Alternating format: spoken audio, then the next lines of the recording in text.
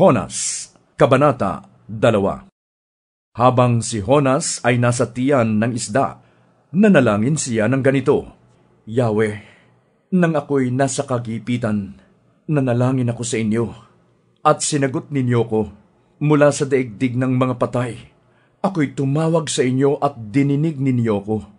Itinapon ninyo ko sa kalaliman, sa pusod ng karagatan. Nabalot ako ng malakas na agos ng tubig, at malalaking alon ng sa akin ay tumabon.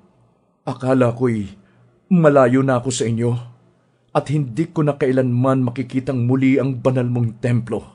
Hinigop ako ng kalaliman hanggang sa tuluyang lumubog.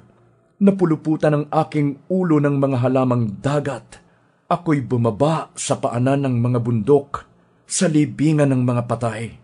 Ngunit mula rooy, buhay akong iniahon, O Yahweh, nang maramdaman kong malalagot na ang aking hininga. Naalala ko kayo, Yahweh. Ako'y nanalangin, at mula sa banal ninyong templo, ako'y inyong narinig.